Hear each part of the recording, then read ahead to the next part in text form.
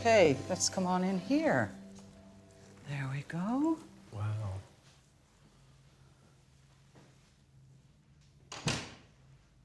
Now, this part of the room is set up as it might have been for a tenement dwelling in around 1911, 1912, up to the mid-20s.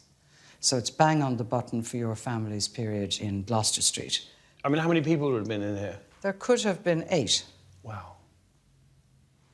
We have a straw mattress. So people would have slept on top of each other, under the bed? Head to toe, very often. If you can imagine what it was like to live here. I mean, people washed in here, they cleaned their clothes in here. Yeah, these were the conditions for 20,000 families, including yours, back at the turn of the last century.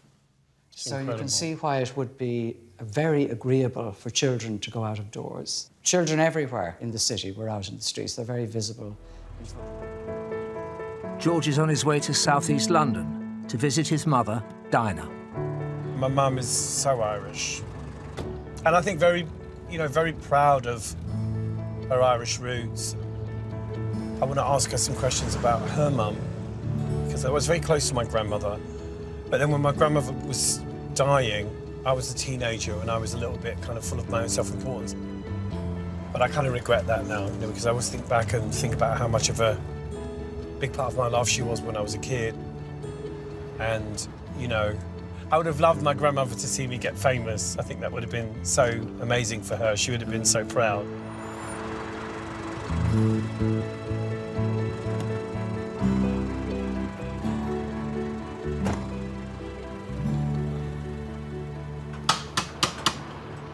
Oh, so nice not the no dogs yapping.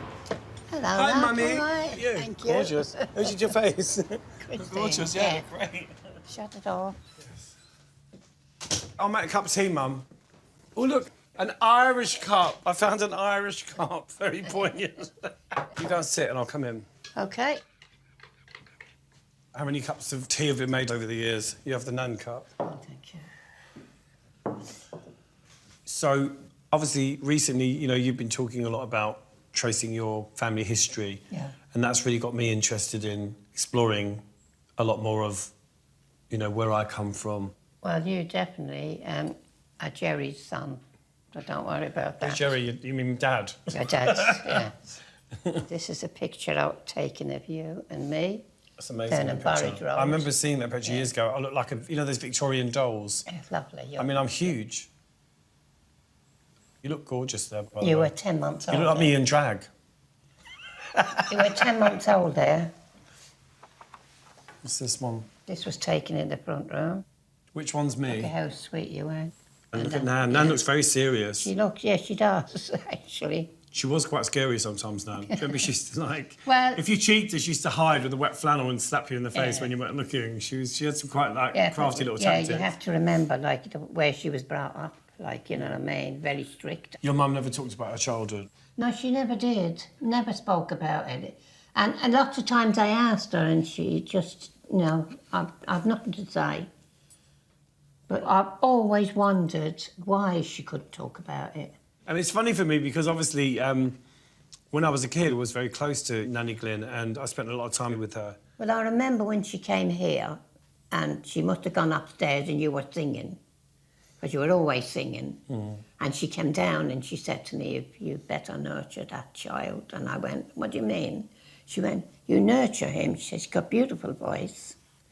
And I went, oh, OK, Mum. But, I didn't know what to do.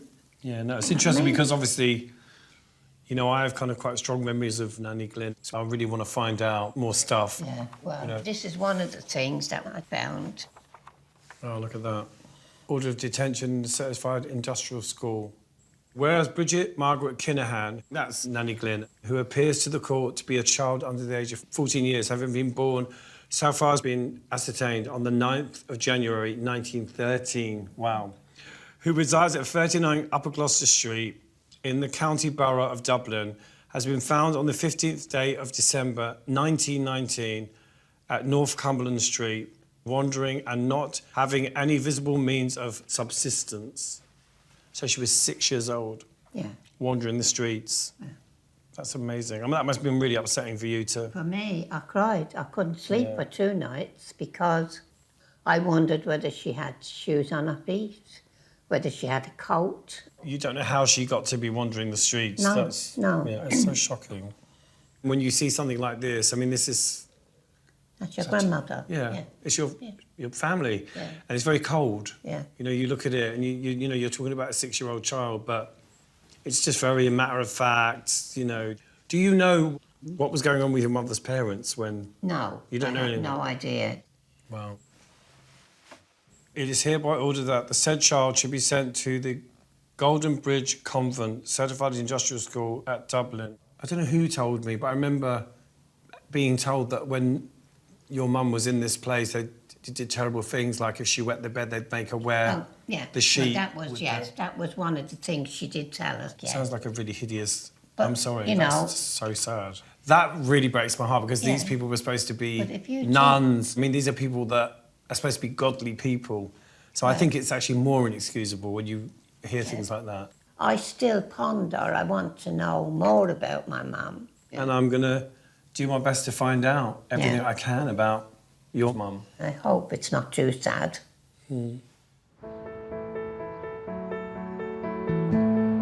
George has come to Ireland to try and discover more about his grandmother Bridget's early life.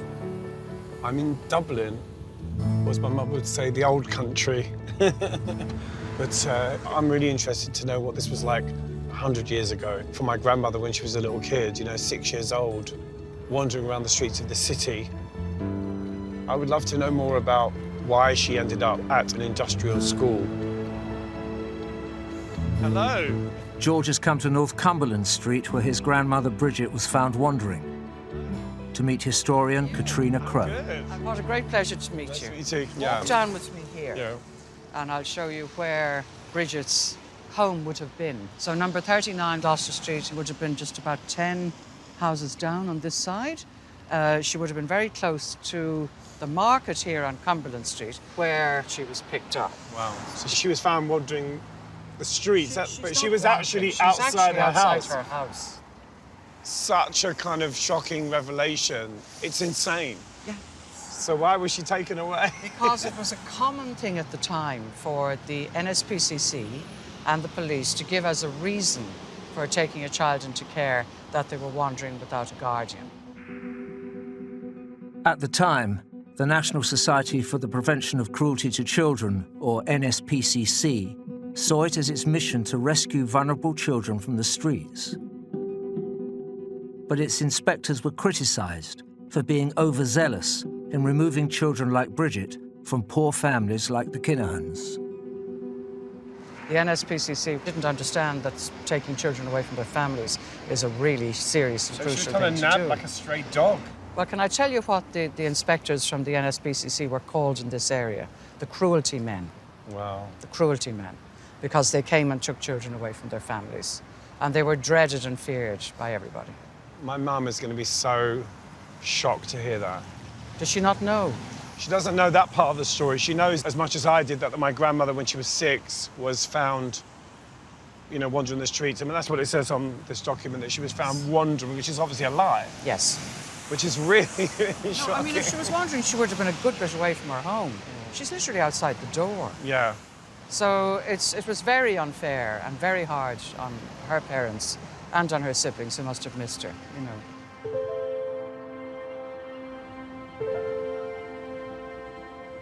Katrina is bringing George to the Tenement Museum at 14 Henrietta Street to show him the living conditions for poor families in the city at the time his grandmother Bridget was picked up. Okay, let's come on in here. There we go. Wow.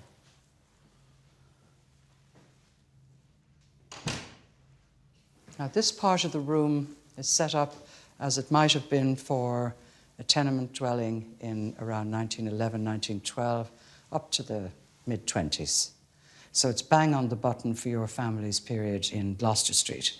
I mean, how many people would have been in here? There could have been 8. Wow. We have a straw mattress. So people would have slept on top of each other, under the bed? Head to toe, very often. If you can imagine what it was like to live here. I mean, people washed in here, they cleaned their clothes in here. Yeah, these were the conditions for 20,000 families, including yours, back at the turn of the last century.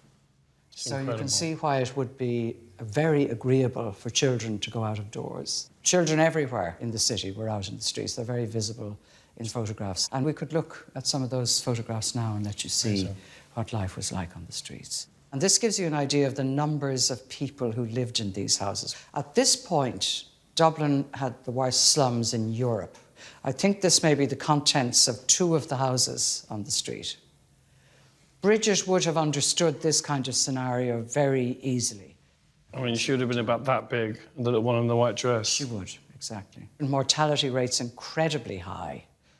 I think when you look at that, and then you kind of look back at that, it gives it a whole new kind of gravitas. I'm just imagining how I would survive in a situation like that. With all How do you think you would? Oh, I don't know, but, you know, you just think if you were a child with a lot of spirit or you had any kind of individuality, I mean, it would have been a nightmare.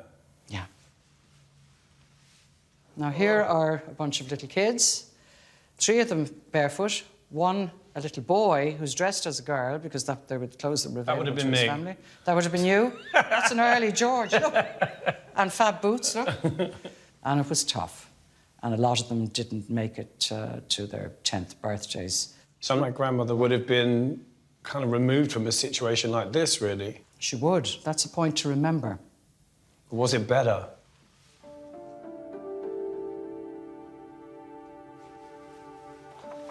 This is my grandmother Bridget's birth certificate. The 9th of January, 1913. And I recognise that date because I have a document that states that my grandmother was born on that day. John Kinahan, that was the father, right? That's right. What does that say? Kate Kinahan. Catherine. And that's his occupation. Labourer. He was a labourer. Exactly. Well, we carried that tradition on. We're moving on now to another document, George. This is the Indoor Relief Register from the North Dublin Union Workhouse. You know what a workhouse is, the place where people went when they had nowhere else to go. It wasn't the Holiday Inn. It was not the Holiday Inn, well said. John Kinahan, 39, Upper Gloucester Street. He's 36. Yes. He goes in on... November 22nd, 1915. Hospital treatment. So he's in for his health. And go across to the end then. When does he leave? He's number 8. 30th December, 1915. So he's in there for 3 weeks. He's using the workhouse intelligently as a place to get health care. Doctors were expensive, and we didn't have a free health service or anything like it. So the thing we know from this now is that in 1915, John has poor health. So was he around when my grandmother was taken away? Well, the next documents we're going to look at will answer that question. And first of all, there's her mother, Catherine or Kate. And this is the death certificate. 1922. 1922. Yeah. So that's 3 years after Bridget was taken in. She died. She died, yeah. She lost her mother. 45. Yeah. Young. Very young. Pneumonia. Which was a disease of the poor.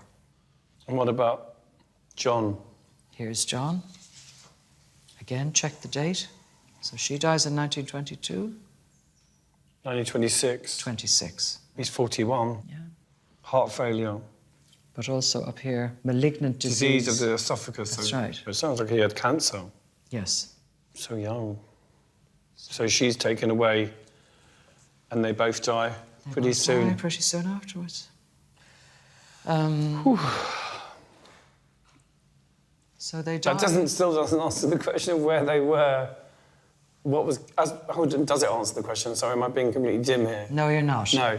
We don't know, but what I can So tell you... we don't know where they were when she was taken, but we know that... We know that they were in ill health, that he was in particular in ill health, as far back as 1915.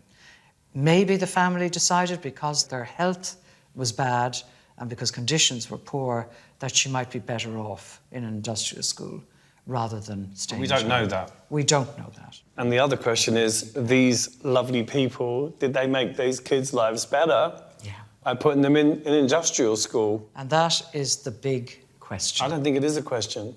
I don't think things were better. You know, I think that however bad things are, when you're with people that love you, even the worst conditions can be bearable. You know, I think that you're always better off with your family. It is very sad. Very sad. Yeah.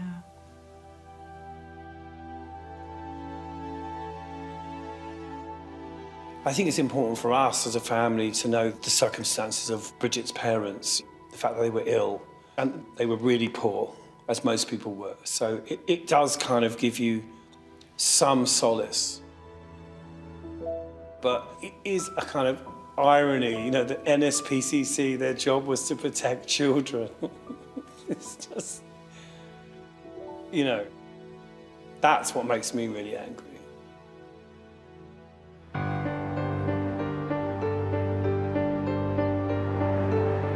George is on his way to the site of Golden Bridge Industrial School, where his grandmother Bridget was sent in 1919. I found my mum. She was very, very upset. She cried. And then I rang her again and sort of tried to explain the circumstances of her grandparents, what was going on for them. And I think that made her feel a little bit better. I have my own ideas about what went on at Golden Bridge, so I feel it's going to be quite an emotional experience to be in that space.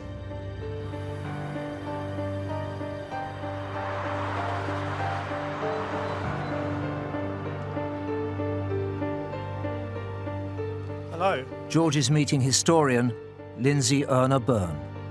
Hello. Hello, Lindsay, yeah? Yeah, Lindsay, very nice to meet you. Hi, and nice to meet you. This is it, yeah. But it was bigger than this, though, obviously. Yeah, it was actually a huge estate that this has all been built on. There was a farm, a dairy, secondary school, and a laundry, and also this chapel here. It's the original chapel, which the children would have also worshipped in with the nuns. And the industrial school was actually situated behind this building, and nothing of that remains. Should we go in? Yeah, let's go. Okay, come on. So here we are in this defrocked chapel at the Golden Bridge convent. Yeah. So my grandmother, Bridget, may have... More than likely did possibly worship in here with the nuns, that's right, yeah, yeah. I suppose what I'm interested in is what would life have been like for my grandmother here? Well, maybe to give you an idea about what life was like, we'll start with one of the few visual images we have of children in the industrial school. So that's actually the girls' lace making in this image. So the industrial schools were created in the 1860s with the specific purpose of taking in vulnerable or abandoned children and giving them a training to make them, as they would have said at the time, useful citizens. Doesn't look like a happy place. I can only imagine how grim it must have been for a 6-year-old kid to be put into a situation like this. I can't even begin to imagine.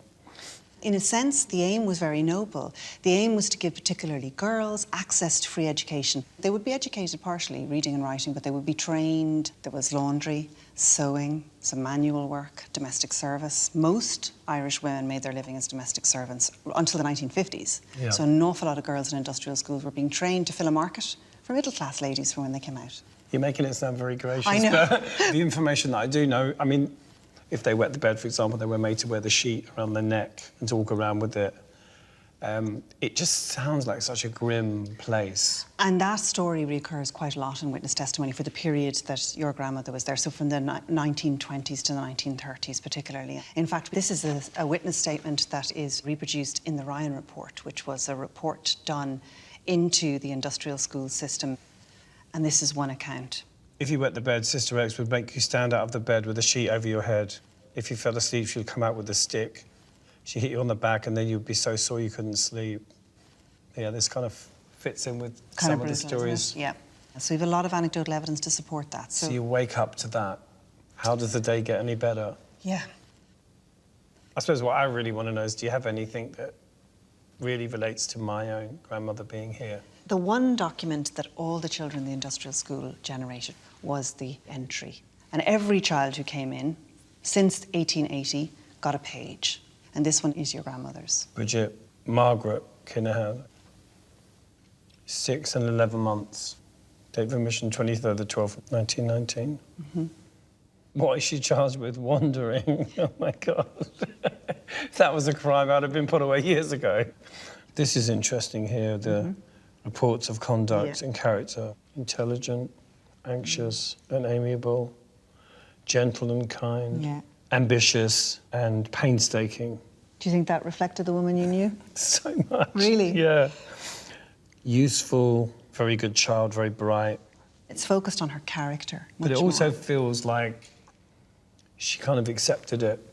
Yeah, she's anxious initially, but by this stage she's kind and willing. But I think that when you think about a normal child's life, how rich it would be, how colourful It's a page, it would be, that's all. it's pretty tragic. There is a sense that she just kind of got on with it. So she's discharged on the 8th of the 1st, 1929.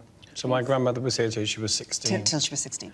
Sent to be a housemaid at a private hospital, St Vincent, wages £15. So we know that your grandmother worked in that hospital until 1932.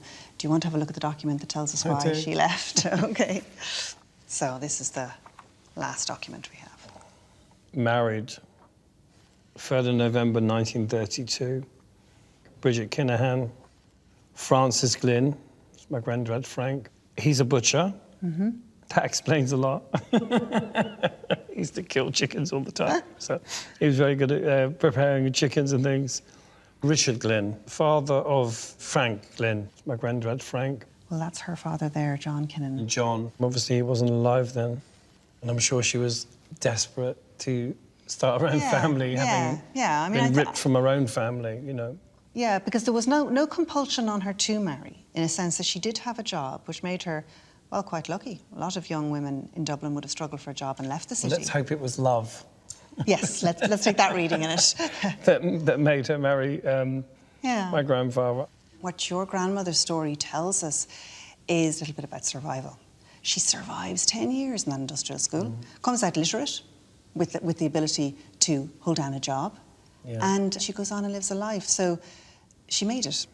Yeah, she's definitely a survivor, and you know, when you hear these stories, you kind of realise why she was the way she was.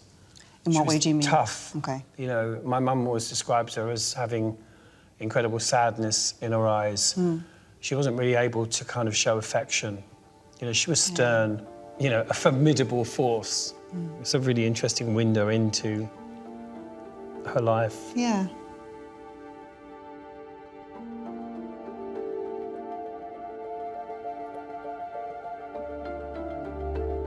I knew her, obviously, as my grandmother, but I didn't know much about her childhood. So finding out that she may have once been in this very chapel is quite... It feels good. Her experiences here were quite harrowing, but reading the report on her character, one can only hope that that kept her out of too much trouble. Being here, it makes me understand why she was the person that she was. That she was obviously hiding a lot of pain, but she got on with it. She managed to raise a pretty healthy family, and she's left an incredible legacy. Yeah, I'm proud of her. I'm really proud of her.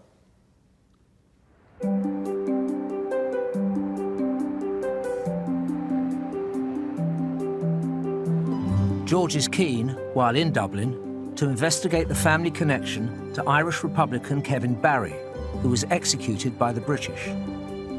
He's visiting his Aunt Phyllis. Auntie Phyllis is like, she's like Batman or Wonder Woman. She always turns up. You know, when my mum's been sick or when I've been in trouble, you know, Phyllis is always there. I want to find out a bit more kind of family history because I'm interested to find out about my grandfather Frank and his father, who was called Richard. I don't really know his story.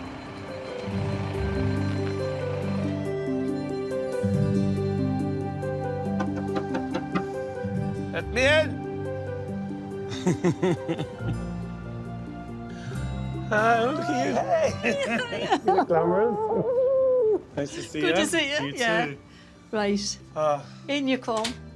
So, found out a little bit of information about Nanny Glynn on their marriage certificate, which I saw yesterday, which was really nice. All right. They put her father's name, even though he wasn't around. All right, He'd already died, but they put John Kinahan as the father, and they put Richard Glynn Frank's father, which is your other grandfather, right? Oh, right, yeah. 'Cause obviously, I never met them, Frank's mother or father, so what do you know about them? Well, now, that's my granny and granddad and my Uncle Dixer, which is your great-granny and granddad. When you think of it like... So that's Richard? That's Richard, and that's Richard. Well, he was called Dixer. That's Daddy's oldest brother. So which is grandma? Grandma there. This one? Yeah, yeah. So these two were married? No. Hold on. That's Granny and Grandad. That looks like a woman. Oh, does it? So these two were married? I'm getting confused. Who was married to who? Granny and Grandad. Okay. There, my thumb is on them. So that's Richard there? Yeah. What do you know about him? Well, I know he was in the British Army and he fought in the First World War. Until 1922, Ireland remained under British rule from London. During this period, many working-class Irishmen, like Richard Glynn, joined the British Army, as it provided a decent job and a regular income. Now, his wife, Granny Glynn, was married before, and she had 2 children. So she was married before him? Oh, yeah. Which she was married, yeah. She quite was married scandalous. she was married to his brother. And then when he died, she married me granddad. Oh, so she was married to his brother? Yes. The brother got killed in the war? Yeah. So she married the other brother? She married the other brother. Practical. And she had her daughter from the first marriage. Her name was Annie Glynn. And Annie married a fella called Thomas Bryan. And he was a Republican. And he was in Mountjoy prison. And he was hung in 1921 by the British Army.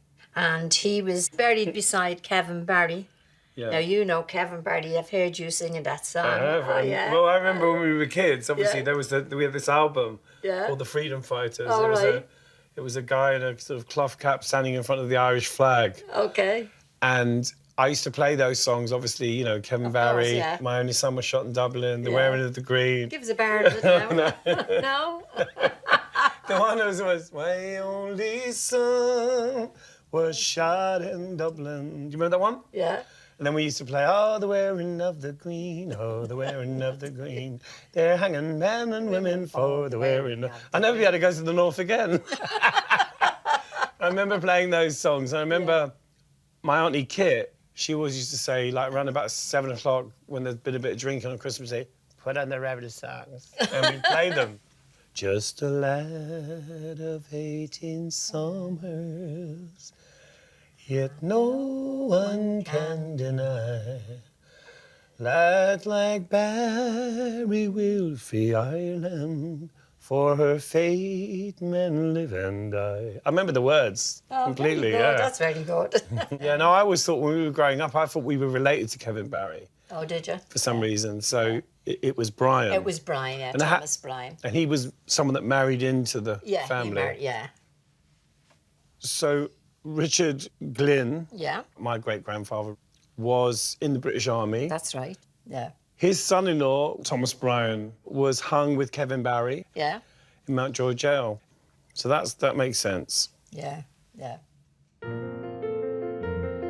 George has learnt that his maternal great-grandfather, Richard Glynn, married his brother's widow, and that her daughter, Annie, George's great-aunt, married an Irish Republican called Thomas Bryan, who was executed by the British. So I'm doing a little bit of detective work. I'm looking at the marriage of my great-aunt Annie Glynn and Thomas Bryan. They got married on the 28th of November 1920, Thomas Bryan and Annie Glynn. 14 Henrietta Street, Dublin. So they actually lived in 14 Henrietta Street, where we went the other day to that museum. That's trippy. I wish I'd known that when I was there. Wow. Now it kind of takes on a whole nother sort of frequency.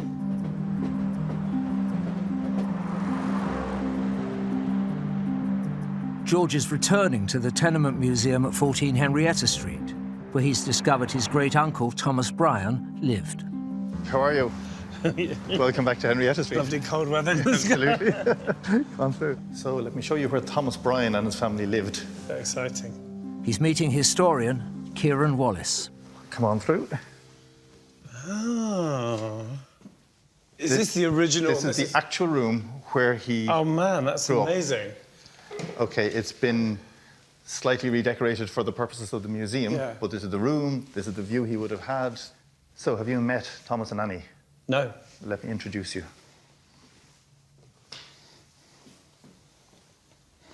Wow, he's a very handsome man. Isn't he? She looks quite fierce. Do you think? Yeah. She had good taste, Annie. So Annie and Thomas would have lived in this space, in this room. This was their home as they set out on their married life as a young couple. I've got a lot of questions, obviously, because it's such an interesting contradiction, the fact that my great-grandfather, Richard, fought in the British Army, and then you got this young, handsome whippersnapper coming into your family with quite radical views, you know. That's going to be interesting. For Richard, with his background, yeah.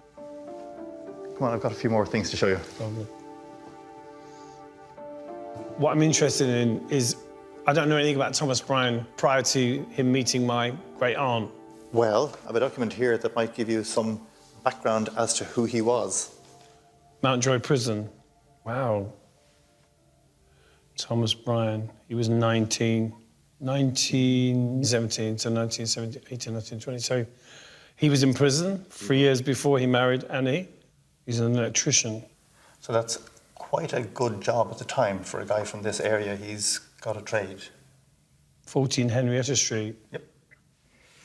So this is what he's charged with, his offence. Okay. Acted in contravention of Regulation 90 of the Defence of the Realm Reg by taking part in a certain drill of a military nature. So basically he was pretending to be a soldier? Well, pretending is an interesting word.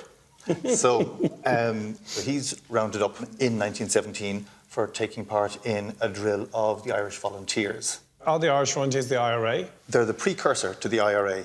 Okay. So we have to step back a bit to understand how he comes to be here, to the 1916 Rising. Have you heard of the Rising? OK.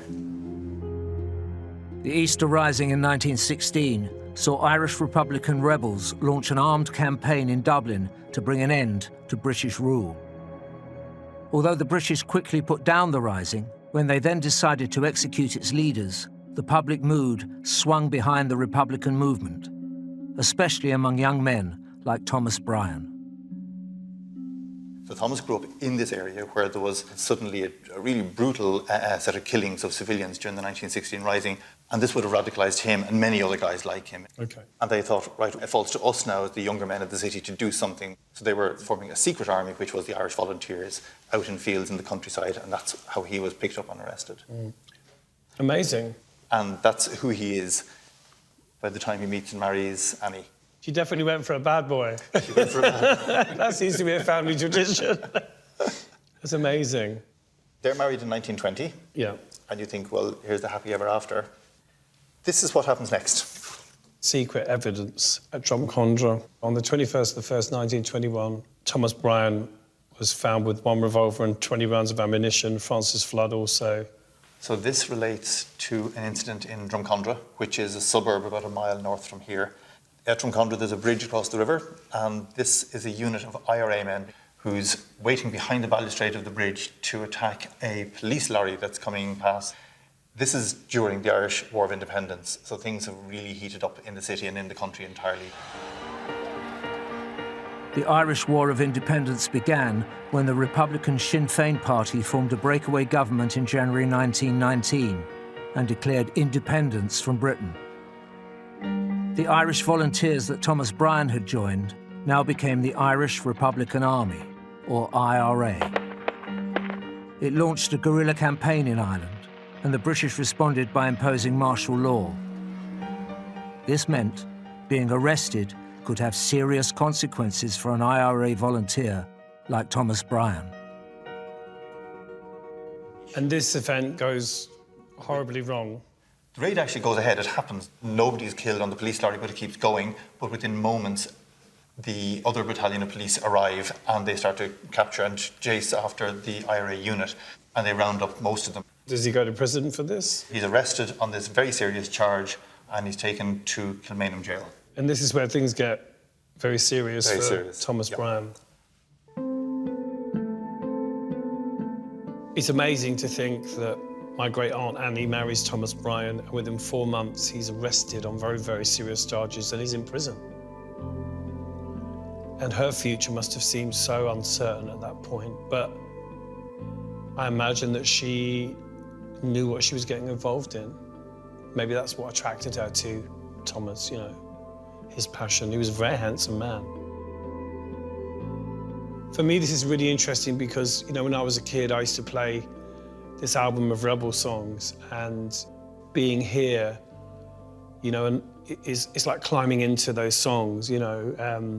And, you know, it's interesting because I became a musician, and music's such a big part of my life. It is my life. So it just feels like I'm climbing into a piece of really important kind of not only family history, but also Irish history, you know, and that just feels kind of incredible.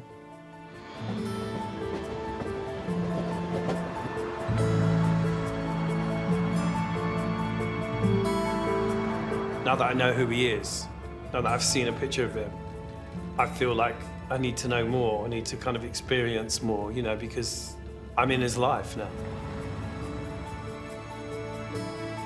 George is visiting Kilmainham Jail, now a museum, to find out more about his great-uncle Thomas Bryan's imprisonment. Hello. Hello. Here we are. Nice to meet you. Welcome to Kilmainham. He's meeting historian Aoife Torpey. This is the more modern part of Kilmainham Jail. It opens in the 1860s. It's lovely and light and airy. Yeah.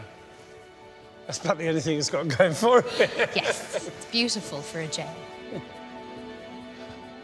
And this is where Thomas Bryan and the other men would have been held, in this wing here. Unfortunately, we don't know which cell was Thomas's. So we're going to have a look in to give you an idea of what the conditions would have been like.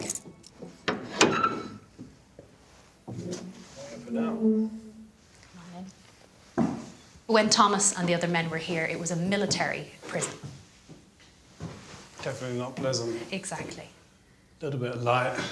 It would have been quite sparsely furnished as well. They probably had some blankets, maybe a wooden board for a bed. It's impossible to even think about isn't it? what you'd feel being in a room like this. You know, it's basic, isn't it? It's almost like a tomb.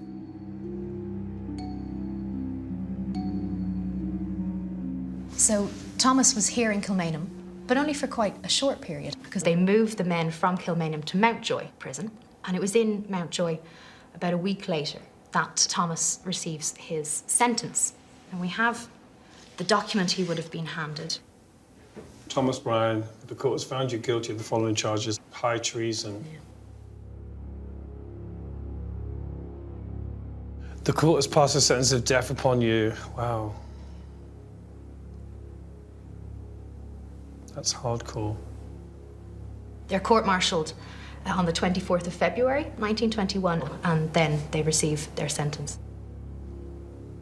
But no trial, nothing. No. It's interesting when you look at a document, it just kind of gives it a whole nother frequency, you know, when you think, you know what I mean? This piece of paper is just What strikes me is that you could take away someone's life with a form. Yeah. It's just so startling. Yeah. What happened to Annie? I know they were just married, 4 months. Well, actually, on the 25th of February, 1921, he writes to his father-in-law, Richard Glynn, who is your great-grandfather. Dear Dick, just a few lines, hoping you all at home are in the pink. Well, Dick, my trial is over. I have received my death sentence, but it's not confirmed yet, but that is only a matter of time. I have not told Annie my sentence, needs to say I don't know how to do so. Personally, I don't mind death in any form, but naturally my thoughts stray to my dear little wife, for as she truly said some time ago, it is our women who suffer the most. I wonder how she will take it. Well, Dick, I know you will do your best to keep her spirit up, and I will now close wishing to be remembered to all the rest, remaining your loving son-in-law, Thomas Bryan. Cheerio. It's so like, oh my God, this is so amazing. To just even read this is just... There's great sensitivity in the letter. I think the most poignant line, I don't mind death in any form, but naturally my thoughts are straight to my dear little wife. He's clearly a very sensitive human being. And he loves her. Yeah, and that's beautiful. When I started this journey, I never imagined that I would actually sit here and read something that was written by Thomas. I mean, it's overwhelming, really. So this is another piece by Thomas, and this is actually a poem he wrote. So we have the original here. In pencil. Yes, so we have a transcript here. On a bed made of plants and a pillow of hair, I lie down to sleep, but I find no rest there. I am thinking of home and the joys of my life, and the sweet little Colin. I now call my wife Colin as girl, I know that. I ponder all, I am nearly bereft, my life or my honour, oh, which will be left? It's a good poem. I please and I pray to my mother on high, to ask God to save me, for I don't want to die, wow. But to live for my wife and the dear little child. He had a child. And he was pregnant. Oh, Yes. wow.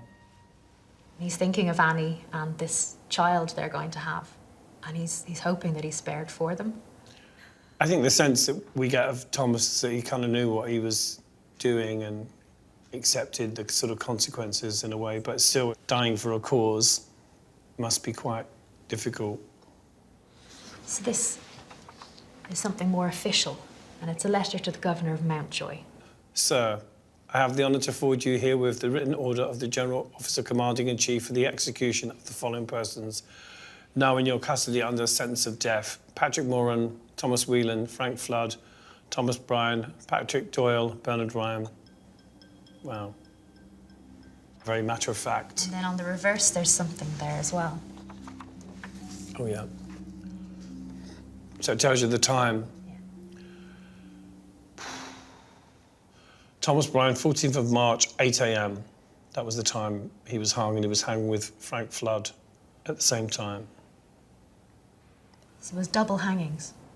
Wow. They went to the gallows together. The hang house in Mountjoy is actually preserved, and you can see where they were hanged in Mountjoy prison. Definitely climbing into history. Yes, you can't get any closer than that.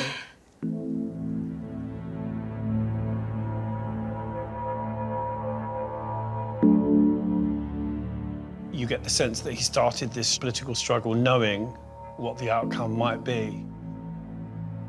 The fact that my great aunt Annie was pregnant, what a thing. To find out that, you know, they'd been married 4 months, he was now facing the hangman, and he was having a kid.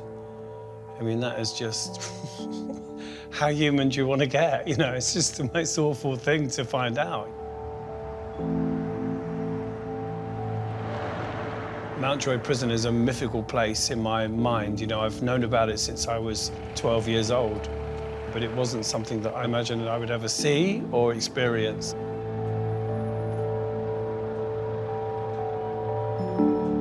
At Mountjoy, George is meeting historian Sean Reynolds. You're very Hello, welcome. Sean. How are you doing? Very welcome to Mountjoy. Now, I'll take you down to the hang house and I'll show you where your great uncle sadly passed away. Okay. Here on the left-hand side here is the hang house. Now, I'll just open up here now. Just door is stuck. Now, just watch your step, please, and you're into the hang house, or the execution chamber, as some people call it. This is where Thomas Bryan and Frank Flood, who were the last of the 6 to be executed. So if you'd like to come upstairs now.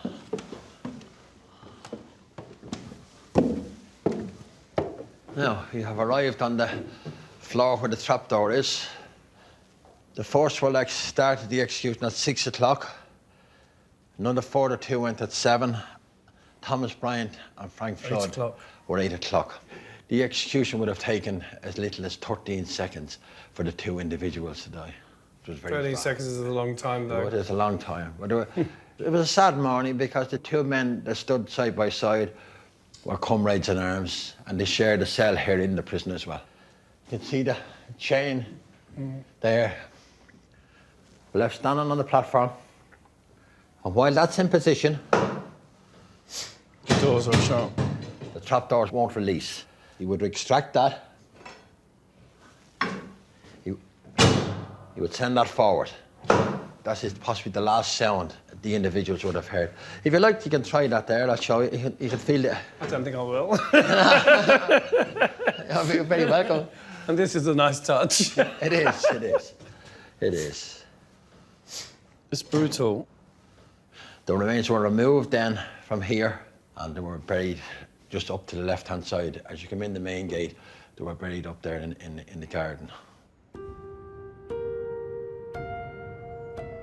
I'll leave you here to hear your thoughts. Okay.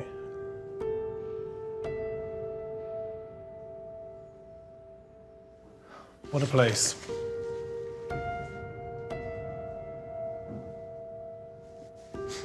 I'll be really honest and say I actually feel quite angry, actually, at the moment. My overall feeling is of anger. It's just awful. It's like macabre theatre.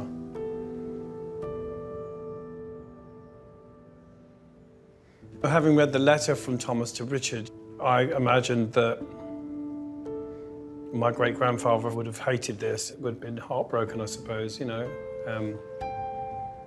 Because not only has he got to think about, you know, what's going to happen to Thomas, but also his own daughter, who's pregnant. I mean, that just adds even more, like, sadness to this. It's just, God, could it get any more sad? It's just so sad, you know. But what I should do when I'm here is Namyo Renge Kyo, Namyo Renge Kyo, Namyo Renge Kyo.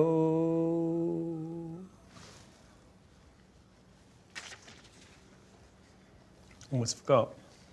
Most important bit of the visit. Thomas Bryan and the 5 other IRA men executed that day in 1921, along with 4 others, including Kevin Barry, hanged the year before, were buried in unmarked graves within the prison walls. In time, they became known as the Forgotten 10.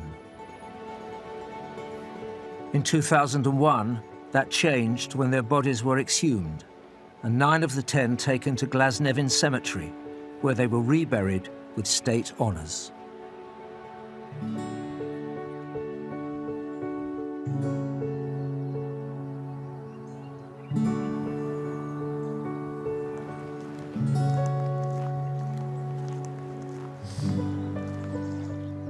Thomas Bryan.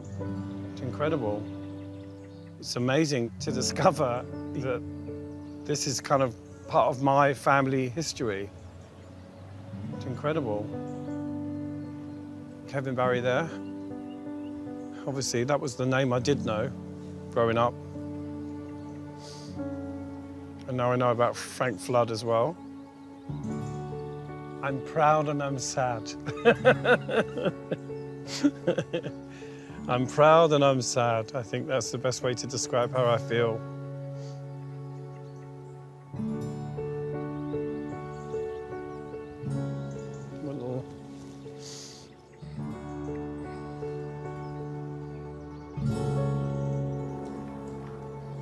Now I really want to know what happened to the child, what happened to Annie. To find out, George has come to the museum at Glasnevin Cemetery to meet historian Conor Dodd. So we have a record here for you to take a look at.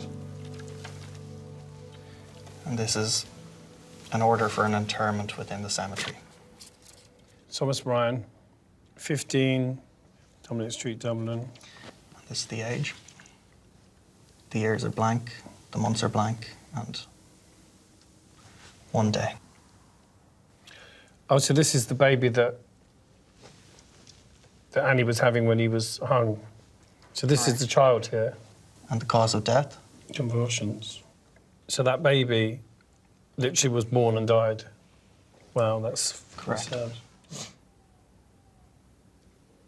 And if we look here, we can see the date on which 10th of March 1921.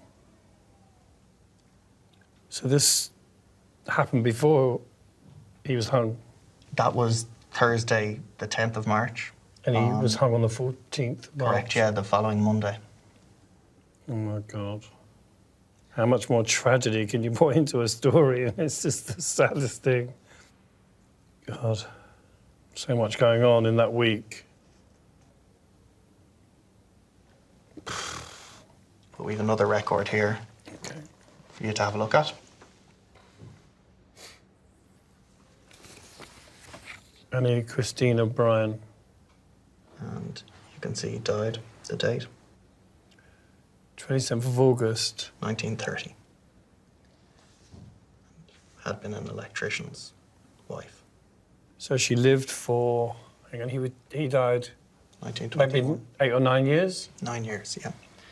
And you can see the cause death, which is phthisis, which is tuberculosis, TB. Okay. Wow. So she never married again and died 9 years later. Whew, that is heavy. I mean, I knew it wasn't going to end well, but that's sadder than even I could have imagined. Wow, poor Annie.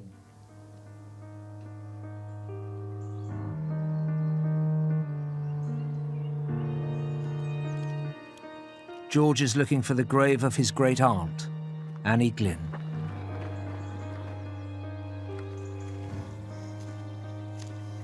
I see someone's written on the back. Annie.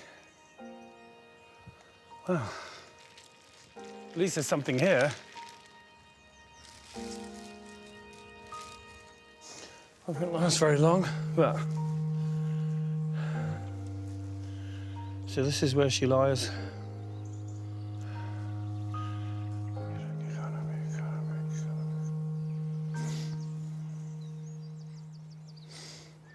Having now found out what she endured, it's just unimaginable, you know, to think that while her husband was waiting to be hung, she lost their first child.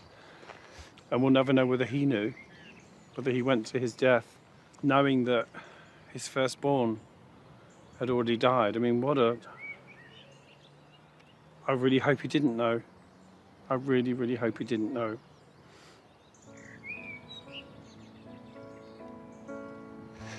It's such an incredible story, and mad that no one's ever talked about it. They will now. I shall make sure they do.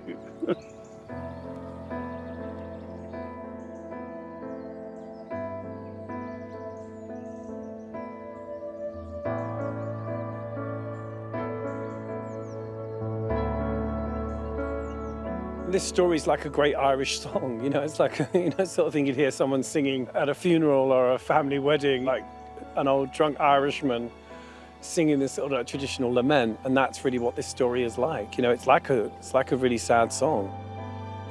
My family's kind of association to really important parts of Irish history is a revelation. There's a line in the letter to Richard from Thomas where he says, it's the women that suffer the most.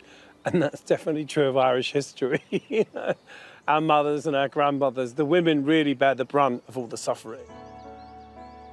Knowing what happened to my grandmother Bridget made me quite angry to think that she was taken from her family at 6 years old and put into a place where she knew nobody. But you know what? Her story is a triumph.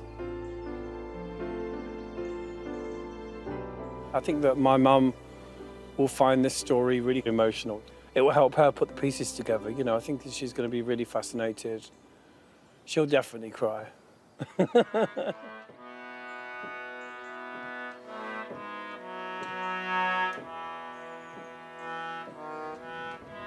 George's final visit is to the pub next to the cemetery to join up with Irish band Lancome to sing the rebel song he remembers from his childhood. Mountjoy jail one Monday morning, high upon the gallows tree, Kevin Barry gave his young life for the cause of liberty. I think for me, you know, music is such a powerful medium. And Kevin Barry as a song still resonates, you know, because I knew that it had a real importance, but I didn't really know how it related to me. As he walked. And to be able to walk in those footsteps and to actually find out sort of family history has been very, very enlightening and powerful for me. Shoot me like an Irish soldier. Do not hang me like a dog. For I fought for Ireland's freedom on that dark September morn. And now I've proved beyond any questionable doubt that I'm definitely part of Irish history. So stick that in your pipe and smoke it.